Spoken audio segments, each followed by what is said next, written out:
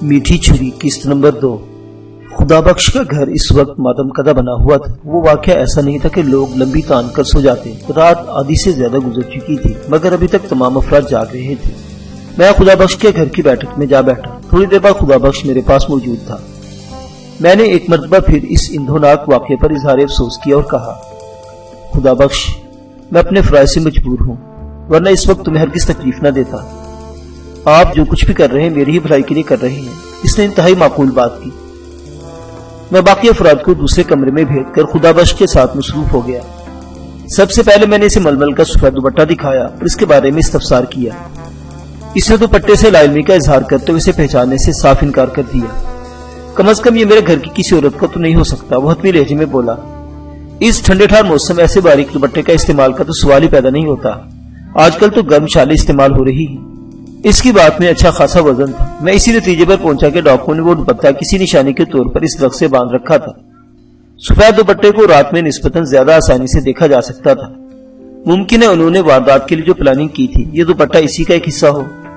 میں نے خدا بخش سے ایک اہم سوال کیا، ڈاکو اپنے ساتھ تمہاری بہو رانی کے علاوہ ایک ٹرنک بھی اٹھا کر لے گئے ہیں، مجھے بتاؤ اس ٹرنک میں کیا کچھ بھرا ہوا تھا؟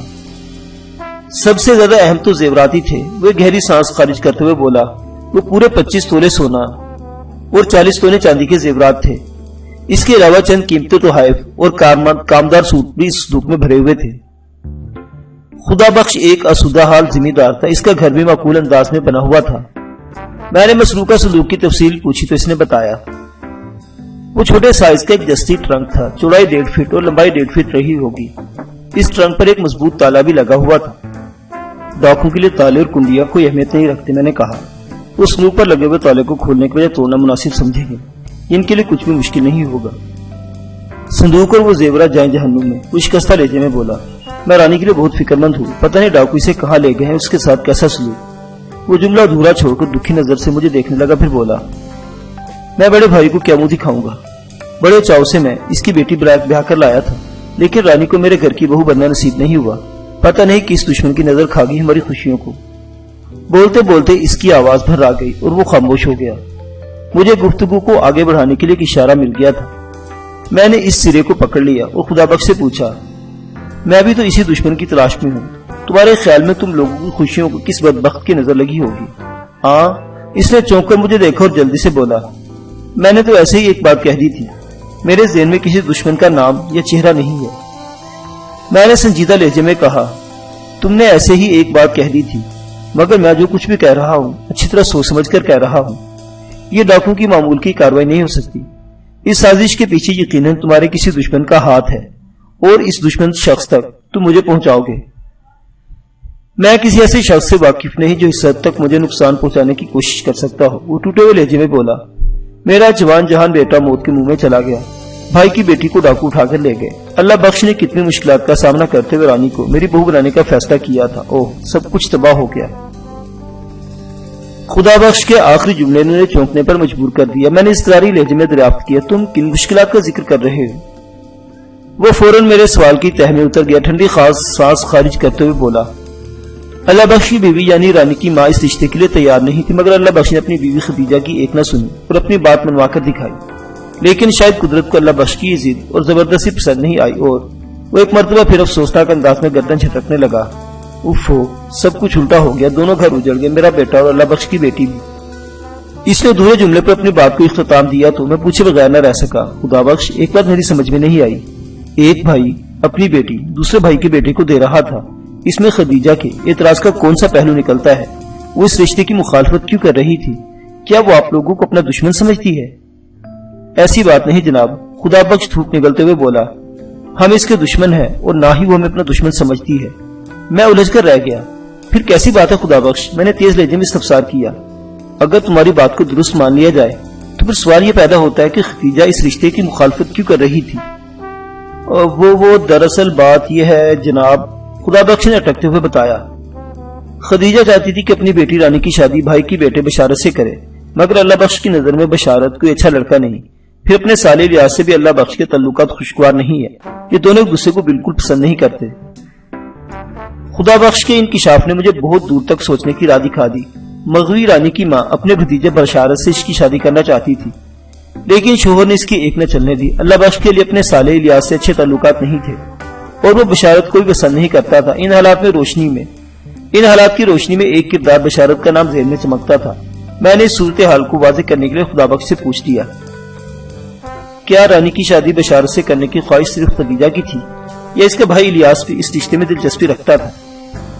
اس نے بتایا، الیاس اگرچہ اللہ بخش کو زیادہ پسند نہیں کرتا لیکن وہ اس رشتے کی مخالفت بھی نہیں تھا۔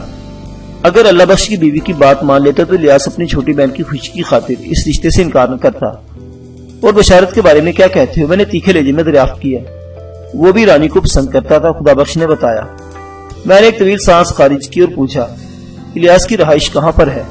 چک 32 میں، خدا بخش نے جواب دیا۔ میں ایک مرتبہ پھر گہری سانس لے کر رہ گیا، پھر استفسار کیا، کیا الیاس یا اس کے گھر کا کوئی فرد اس شادی میں شریک ہوا تھا؟ نہیں، انہوں نے شادی کا مکمل بائیکاٹ کیا تھا، وہ بیزاری سے بولا، اور لگتا ہے اب ان دونوں خاندانوں میں فاصلے اور زیادہ بڑھ جائیں گے۔ الیاس کی براہ راست تم سے تو کوئی دشمنی نہیں ہے نا؟ ہمارے درمیان کبھی میل جول نہیں رہا، خدا بخش نے برا سا منہ بناتے ہوئے کہا۔ دوستی یا دشمنی کا کوئی سوال ہی پیدا نہیں ہوتا، لیکن تمہارے بیٹے کا قتل تو ایک خطرناک دشمنی کی طرف اشارہ کر رہا ہے۔ میں نے معنی خیز انداز میں اس کی آنکھوں میں جھانکا۔ آپ کیا کہنا چاہتے ہیں؟ اس کی آنکھیں حیرت سے پھیل گئی۔ میں نے حالات کے اندھیرے میں ایک اندازے کا تیر پھینکا تھا۔ خدا بخش چونکنے نے مجھے مزید پھولنے کھیلنے پر اکسایا اور میں نے سرسراتے ہوئے لہجے میں کہا، تم میری باتوں سے کیا سمجھ رہے ہو؟ وہ تامل کرتے ہوئے بولا، آپ کے انداز سے یہ تاثر ملتا ہے کہ آپ الیاس کو اس واقعے کا ذمہ دار سمجھ رہے ہیں۔ الیاس یا بشارت ایک ہی بات ہے۔ مگر وہ اتنا بڑا قدم کیسے اٹھا سکتے ہیں؟ اس کی حیرت بڑھتی ہی جا رہی تھی۔ میں نے کہا، میں حتمی طور پر کوئی فیصلہ صادر نہیں کر رہا ہوں، مگر حالات و واقعات اسی جانب اشارہ کر رہے ہیں۔ وہ سراسیمہ نظر سے مجھے دیکھتے ہوئے بولا، تھانے دار صاحب، مجھے اپنی قبر میں جانا ہے اور مرنے کے بعد خدا کو جواب بھی دینا ہے، اس لیے میں بغیر ثبوت کے کسی پر شک ظاہر کر کے اپنی عاقبت کو خراب کرنا نہیں چاہتا۔ خدا بخش، میں نے ٹھہرے ہوئے لہجے میں کہا، شک ہمیشہ بغیر ثبوت کے ہی کیا جاتا ہے۔ اگر ثبوت ہاتھ لگ جائے تو پھر یہ شک یقین کی صورت اختیار کر لیتا ہے۔ اس ہمیں بھی خاموش نظر سے مجھے دیکھنے لگا۔ میں نے کہا، خدا بخش، تمہارا جوان بیٹا قتل ہو گیا، تمہاری بہو کو زیورات والے صندوق میں ڈاکو اٹھا کر لے گئے، بارات میں موجود کسی مرد و زن کو کوئی نقصان نہیں پہنچا گیا، صرف ان افراد کو شدید زخمی کر کے مزاحمت کے قابل نہیں چھوڑا گیا جو مسلح تھے اور ڈاکو کی کارروائی میں کوئی رخنہ ڈالنے کی طاقت رکھتے تھے۔ اس سے کیا ظاہر ہوتا ہے؟ میں تھوڑی دیر کے لیے متوقف ہوا، پھر بات کو آگے بڑھاتے ہوئے کہا، یہی ظاہر ہوتا ہے کہ ڈاکو اس بارات اور اس میں شامل ہر شے سے بخوبی آگاہ تھے۔ انہوں نے باقاعدہ ایک طے شدہ منصوبے کے تحت یہ الغار کی اور اپنا مقصد حاصل کرنے میں کامیاب بھی ہو گئے۔ ان حالات و واقعات کی روشنی میں کہا جا سکتا ہے کہ وہ ڈاکو کی یہ شادی ہرگز پسند نہیں آئی۔ تم کیا کہتے ہو؟ وہ سرسراتی ہوئی آواز میں بولا، میں آپ کی باتوں سے انکار نہیں کر سکتا، یہ وزن سے خالی نہیں ہے، لیکن ڈاکو کی یہ دشمنی سمجھ میں نہیں آ رہی۔ وہ میرے یا اللہ بخش سے کیوں انتقام لیں گے؟ ہم نے آخر ان کا بگاڑا کیا ہے؟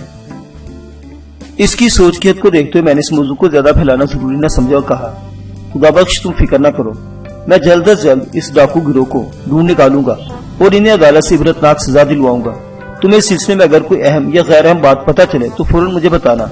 یقیناً تم بھی یہی چاہو گے کہ تمہارے بیٹے کے قاتل اور بہو کو اغوا کرنے والے سلاخوں کے پیچھے نظر آئے۔ جی ہاں، وہ تیزی سے گردن ہلاتے ہوئے بولا، خدا بخش کا جوان بیٹا قتل ہو گیا، اور وہ بھی ایسے موقع پر کہ مقتول ابھی تک دولہا کے روپ میں نظر تھا۔ عارف نے بھی عجیب نصیب پایا تھا، وہ بیوی والا تو ہو گیا مگر بیوی پر کوئی بھی حق جتانے سے پہلے موت اپنا حق وصول کرنے اس کے سر پر آن پہنچی تھی۔ موت ایک شفاف اور سنگین حقیقت کا نام ہے، یہ اٹل ہے اور اس کے مقررہ وقت کا ایک لمحہ بھی ادھر ادھر نہیں سرک سکتا۔ یہ اگر انسانوں کی خوشیوں کو دیکھنے اور مجبوریوں کو ناپنے بیٹھ جائے تو پھر اپنے کام کی نہیں رہتی۔ اسے تو ہر صورت میں اپنا فرض نبھانا ہوتا ہے اور بعض اوقات ہی خوشیوں کے میلے سے اپنے مطلب کو اٹھا کر لے جاتی ہے۔ شاید اسی لیے شہنائی اور ماتم لازم و ملزوم سمجھے جاتے ہیں۔ انسانی زندگی غم و خوشی کا ایک مرقع ہے۔ خدا بخش کو میں نے فارغ کر دیا، باقی باتیں بعد میں پوچھی جا سکتی تھی۔ ویسے اس کی فراہم کردہ اطلاعات نے میرے ذہن میں تفتیش کا ایک نیا دریچہ واقع کر دیا تھا۔ میں بشارت اور اس کے والد الیاس کو کسی بھی صورت نظر انداز نہیں کر سکتا تھا۔ اس شادی سے سب سے تکلیف انہی کو پہنچی تھی۔ اگر یہ صبح میں نے انہیں چیک کرنے کا فیصلہ کیا اور دیگر لوگوں کے بیانات قلم بند کرنے میں مصروف ہو گیا۔ اس سلسلے میں حوالدار خیبر خان نے میری بھرپور مدد کی۔ ہم نے 1 گھنٹے میں 1.5 درجن افراد کے بیان نوٹ کیے، ان میں مرد و زن سب شامل تھے۔ یہ تمام افراد بارات کے ساتھ تھے۔ اس حرق ریزی سے کوئی نئی بات سامنے نہیں آئی البتہ سلمہ نامی ایک عورت نے ایک خاص زاویے کی طرف توجہ مبذول کرائی۔ سلمہ خدیجہ کی چھوٹی بہن تھی اور بھانجی رانی کے ساتھ ہی چک 32 سے چک 84 پہنچی تھی۔ سلمہ کے بارے میں مجھے معلوم ہوا کہ وہ بیوہ تھی۔ اس کا اکلوتا بیٹا منظور بھی اس کے ہمراہ تھا۔ منظور کی عمر 14 سال کے قریب تھی اور وہ ایک اب نارمل لڑکا تھا۔ خاندان بھر میں منظور جھلا کے نام سے مشہور تھا۔ سلمہ اپنے بیٹے کے ساتھ موزہ شام کوٹ میں رہتی تھی اور شادی میں شرکت کے چک 32 آئی تھی۔ سلمہ اپنی بھانجی رانی کے اغوا کی وجہ سے بہت پریشان نظر آتی تھی۔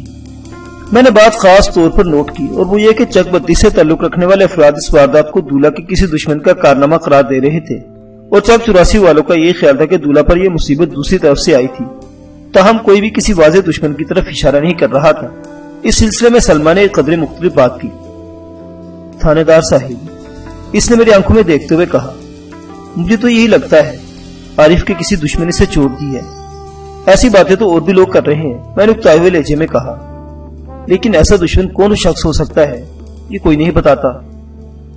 یہ تو ایک چھوٹا سا بچہ بھی بتا سکتا ہے۔ کوئی دوست اس نوعیت کی لوٹ مار اور قتل و غارت نہیں کر سکتا۔ ڈاکو کی صورت میں جو کوئی بھی تھا وہ دشمن ہی ہو سکتا تھا، دولہا کا دشمن ہو یا دلہن کا، اس سے کوئی فرق نہیں پڑتا۔ میں جس شخص کے بارے میں آپ کو بتانا چاہتی ہوں ماضی میں عارف کے ساتھ اس کا جھگڑا بھی رہا ہے۔ سلمہ نے دھیمے اور پرسرار انداز میں انکشاف کیا۔ میں چونک کر اس کی طرف دیکھنے لگا۔ سلمہ کی عمر 35 اور 40 کے درمیان رہی ہوگی۔ اسے بیوہ ہوئے لگ بھگ 10 سال ہوئے تھے۔ اس عمر میں وہ خاصی فٹ تھی۔ شکل و صورت اچھی تو گزرے ہوئے ماہ و سال عورت کو زیادہ متاثر نہیں کرتے۔ کم اولاد کے باعث بھی اس کے رنگ و روپ جوبن پر رہتا ہے۔ سلمہ کو یہ تمام پلس پوائنٹ حاصل تھا۔ میں نے ایک لمحے میں اس کے سراپا کا بھرپور جائزہ لیا اور اگلے ہی لمحے سوال داغ دیا، تم مجھے کسی شخص کے بارے میں بتانا چاہتی ہو؟ اس کا نام مہر مشتاق ہے، وہ بدستور پرستار انداز میں بولی۔ مشتاق؟ میں نے بے ساختہ دہرایا۔ یہ شخص کون اور کہاں رہتا ہے؟ مہر مشتاق کا تعلق قصبہ سلطان پورہ سے ہے، اس نے بتایا۔ سلطان پورہ کے ذکر پر میرے ذہن کو جھٹکا سا لگا۔ یہ قصبہ جائے واردات سے جنوبی سمت واقع تھا۔ واردات کے چشمدید باراتیوں کے مطابق لاسو ڈاکو اسی جنگل کی جانب غائب ہوئے تھے۔ اس طرح لگ بھگ 2.5 میل تک گھنا جنگل پھیلا ہوا تھا۔ جنگل سے نکلنے کے بعد 3-3.5 میل کے فاصلے پر قصبہ سلطان پورہ واقع تھا۔ ان واقعات حقائق کی روشنی میں سلمہ کی بات سن کر میرا چونک جانا لازمی امر تھا۔ میں نے اصراری انداز میں اس سے پوچھا، سلمہ تم نے بتایا ہے ماضی میں مہر مشتاق اور مقتول عارف کے درمیان کوئی جھگڑا وغیرہ بھی رہا ہے، تمہیں یہ بھی معلوم ہوگا وہ جھگڑا کس نوعیت کا تھا اور اس کا سبب کیا تھا؟ زمینداروں کے بیچ لڑائی جھگڑے کی سب سے بڑی وجہ زمین ہوتی ہے، وہ سوچ میں ڈوبی ہوئی آواز میں بولی۔ زیادہ تفصیل کا تو مجھے پتہ نہیں، لیکن اڑتی اڑتی سنی تھی مہر مشتاق اور عارف کے درمیان بھی کوئی زمینی تنازعہ ہی تھا۔ وہ ایک لمحے کو متوقف ہوئی، پھر اضافہ کرتے ہوئے بتانے لگی، مہر مشتاق قصبہ سلطان پورہ کے ایک بڑے ذمہ دار مہر یوسف کا بیٹا ہے۔ وہ لوگ وہاں کے طاقتور افراد ہیں۔ مشتاق کے دادا کا نام سلطان تھا، وہ قصبہ مہر سلطان کے نام سے ہی مشہور ہے۔ اس سے آپ مہر خاندان کے اصل و رسوخ کا اندازہ بھی لگا سکتے ہیں۔ سلمہ کی باتیں توجہ طلب اور فکر انگیز تھی۔ اگر واقعی مہر مشتاق اور عارف کے درمیان کوئی سنجیدہ دشمنی موجود تھی تو پھر اس واردات کو مشتاق کے ساتھ منسوخ کرنے کا جواز بنتا تھا۔ مہر مشتاق عارف سے ایک بھیانک انتقام لینے کی خود یا پھر ڈاکو کی مدد سے اس قسم کی کارروائی کروا سکتا تھا۔ اس دشمنی کو حقیقت کی تصدیق یا تردید خدا بخشی کر سکتا تھا۔ میں نے مختلف زاویوں سے سلمہ کو مزید گھسنے کی کوشش کی، لیکن مجھے اس سلسلے میں کوئی بڑی کامیابی حاصل نہ ہو سکی۔ اس نے یہ کہہ کر بات ہی ختم کر دی، تھانے دار صاحب مجھے جو کچھ معلوم تھا وہ میں نے آپ کو بتا دیا، یقین کریں یا نہ کریں آپ کی مرضی۔ میں نے اس کی تسلی کی خاطر کہہ دیا تم فکر نہ کرو، میں اس کیس کی تفتیش کے دوران میں مہر مشتاق اور اس کے بعد مہر یوسف کو چیک کروں گا۔ تم نے ایک مفید اشارہ دیا ہے، قانون سے اس تعاون کے لیے تمہارا شکر گزار ہوں۔ پھر تھوڑا توقف کر کے میں نے اس سے پوچھا، تم موزہ شام کوٹ میں کس طرف رہتی ہو؟ اس نے مجھے اپنے گھر کی لوکیشن تفصیل سے بتا دی۔ سردار علی کی وفات کے بعد اس نے دوسری شادی نہیں کی تھی اور بے وکی کا یہ تمام عرصہ اپنے اب نارمل بیٹے منظور جھلا کے ساتھ گزار دیا تھا۔ سردار علی اپنے پیچھے اچھی خاصی زمین چھوڑ گیا تھا، لہٰذا وہ کسی قسم کے مالی یا معاشی مسائل سے شکار نہیں ہوئی۔ سلمہ منظور جھلا کے ساتھ بڑے مزے اور آسانی سے زندگی گزار رہی تھی۔ میں نے اسے فارغ کرنے کے بعد دوبارہ خدا بخش سے بات کی۔ خدا بخش، مجھے پتا چلا ہے کہ تمہارے مقتول بیٹے کا کسی مہر مشتاق سے کوئی پھڈا رہا ہے۔ یہ بات آپ کو کس نے بتائی ہے؟ اس نے الٹا مجھ سے سوال کر ڈالا۔ کسی نے بھی بتائی ہو اس سے کوئی فرق نہیں پڑتا، میں نے کہا، تو میرے سوال کا جواب دو۔ وہ تعامل کرتے ہوئے بولا، بات بہت معمولی سی تھی، مگر جوان خون اور جوش بھرے دماغوں نے اسے جھگڑے کا رنگ دے دیا۔ ایک لمحے کے توقف سے اس نے تفصیل بیان کرتے ہوئے کہا، ذمہ داروں کے بیچ ایسے چھوٹے موٹے تنازعات تو چلتے ہی رہتے ہیں۔ ہمارے درمیان بھی نہری پانی کی ترسیل اور تقسیم کا مسئلہ اٹھ کھڑا ہوا تھا۔ महर मुश्ताक और आरिफ दोनों उभरते हुए जवान थे। इनके दरमियान तल्ख कलामी हो गई। बाद ये तल्ख कलामी मुख्तलिफ किस्म की धमकियों तक जा पहुंची थी। बहरहाल इसने जुमला अधूरा छोड़कर एक गहरी सांस ली और बात को आगे बढ़ाते हुए बोला, मैंने महर यूसुफ के साथ मिलकर सारे मामला तय कर लिए और ये फितना इसी तरह बैठ के जैसे अचानक खड़ा हो गया था। अब तो इस वाक़े को कई माह गुजर चुके हैं। मैं तो इस तनाज़े की सारी तलखी भूल गया हूँ। मैंने इसकी वजाहत पूरी तवज्जो से सुनी और इसके खामोश होने पर कहा, खुदा बख्श तुम तो इस तलखी को फरामोश कर बैठे हो, लेकिन इस बात की क्या गारंटी है महर यूसुफ और उसके बेटे मुश्ताक ने भी तुम्हारी तरफ से अपना दिल साफ कर लिए हो। थानेदार साहिब, दिलों के हाल तो खुदा ही बेहतर जानता है, खुदा बख्श ने मजबूत लहजे में कहा। इस सिलसिले में कोई गारंटी कैसे दी जा सकती है? वैसे मेरा ख्याल है वो लोग भी इस झगड़े को भुला बैठे होंगे, वरना इस दौरान में कोई ना कोई नाखुशगवार वाकया जरूर देखने या सुनने में आता। डाकुओं की इस वारदात के बारे में तुम्हारा क्या ख्याल है? मैंने तेज लहजे में दरियाफ्त किया। मैं समझा नहीं आप क्या कहना चाहते हैं। मैंने कोई भी मुश्किल या उलझी हुई बात नहीं की, मैंने ठहरे हुए लहजे में कहा। डाकुओं वाली कार्रवाई के पीछे महर खानदान का हाथ भी तो हो सकता है। सोना खुदा ही बेहतर जानता है थानेदार साहिब, वो टूटे हुए लहजे में बोला। मैं जवान बेटे की इंदोनाक मौत और बहू के अगवा की वजह से सख्त परेशान हूँ। सच पूछे तो मेरा दिमाग काम नहीं कर रहा। मैंने आपको तमाम हालात तफसील से बता दिए हैं। आप चाहे जैसे भी तफ्तीश को आगे बढ़ाएं। मैं तो ये चाहता हूँ रानी जल्द से जल्द डाकुओं के चंगुल से आजाद करा दे और मेरे आरिफ के कातलों को भयानक सजाएं दिलवाए। अगर वो कुछ कहते कहते अटका भी थोड़े से तवक्कुफ के बाद बात पूरी करते हुए बोला, अगर रानी डाकुओं के कब्जे से वापस न लाई गई तो मैं अल्लाह बख्श से आंख मिलाकर बात नहीं कर सकूंगा। रानी का निकाह तो आरिफ से हुआ था, मगर अल्लाह बख्श ने बेटी का हाथ मेरे हाथ में देते हुए कहा था, मैं रानी को तुम्हारे हवाले कर रहा हूँ, अब तुम ही इसकी हिफाजत करना। और मैं इसकी हिफाजत नहीं कर सका, अफसोस। इसका गला रूंध गया। मैंने हौसला बढ़ाने वाले अंदाज में कहा, तुम फिक्र न करो, खुदा बख्श सब ठीक हो जाएगा। मैं तुम्हारे मकतूल बेटे को वापस नहीं ला सकता, लेकिन वादा करता हूँ तुम्हारी बहू को जरूर डाकुओं के कब्जे से निकाल लाऊंगा। तुम्हें अपने बड़े भाई के सामने शर्मिंदा नहीं होना पड़ेगा। फिर मैंने इसकी दिल गिरफ्तगी को कम करने की खातिर कदरे शगुफ्ता लहजे में कहा, वैसे तुम दोनों भाइयों के नामों में गहरी मुमासलत पाई जाती है। ये बड़े हम वजन और हम मायनी है। वो आंखों में उतर आने वाली नमी को हाथ की पूंछ से साफ करते हुए बोला, हमारे अब्बा मरहूम को सोना रब करवर जन्नत नसीब करे। वो कहा करते थे, इस कायनात में पाई जाने वाली तमाम चीजें इसी कादर मतलब की हैं, लिहाजा इनके नाम के इंतखाब के सिलसिले में इस ताल्लुक को जरूर जहन में रखना चाहिए। एक सीधे साधे अनपढ़ देहाती ने बड़े पते की बात की थी। अगर इस नुक्ते को हम जहन नशीन कर ले तो फायदा ही फायदा है। खालिक और मखलूक के दरमियान ताल्लुक की डोरी को कायम और सलामत रहना चाहिए, चाहे ताल्लुक मानी के एतबार से हो या किसी और वस्फ के तफेल। कुल और जुज का रिश्ता बहर सूरत इस्तवार रहता है। मैंने खुदा बख्श के कंधे पर हाथ रखो तशफ़ी अमेज़ अंदाज में कहा, ज्यादा परेशान होने की जरूरत नहीं। अगर तुम्हें होशो हवास खो बैठे तो तुम्हारी बीवी को कौन संभालेगा? जवान बेटी की मौत ने माँ के सीने में जो क़यामत बर्पा की होगी, इसका अंदाजा बखूबी लगाया जा सकता है। नसीबा अपने हवास खो बैठी है, वो भराई हुई आवाज में बोला। नसीबा बीबी मकतूल दूल्हा की माँ का नाम था। वो थोड़ी देर के लिए होश में आती है और फिर पूछती है, मेरी बहू कहाँ है? फिर आरिफ को पुकारती है, वे पुत्र अपनी बेटी को तो मेरे पास लाओ। इसके बाद सीना को भी करते हुए दोबारा गशी की हालत में चली जाती है। मैं उठकर खड़ा हो गया, उसका कंधा थपथपाते हुए कहा, इसलिए तो कह रहा हूँ तुम खुद पर काबू रखो ताकि दूसरों को संभाल सको। मुझे कानूनी कार्रवाई के लिए 2 रास्ते मिल गए हैं। इंशाल्लाह इन्हीं रास्तों पर चलते हुए मैं बहुत जल्द मंजिल पर भी पहुंच जाऊंगा। कौन से 2 रास्ते? खुदा बख्श ने चौंक कर मेरी तरफ देखा। मैंने मुख्तसर अल्फाज में से महर Mushtaq and Komre Basharat and को के बारे में बता दिया। वो बोला, थानेदार साहिब, आप अपने काम को ज्यादा बेहतर तरीके से जानते हैं, मैं किसी को इल्जाम नहीं दूंगा। खुदा बख्श, पुलिस की तफ्तीश जिस गाड़ी में आगे बढ़ती है वो शक के ईंधन से चलती है।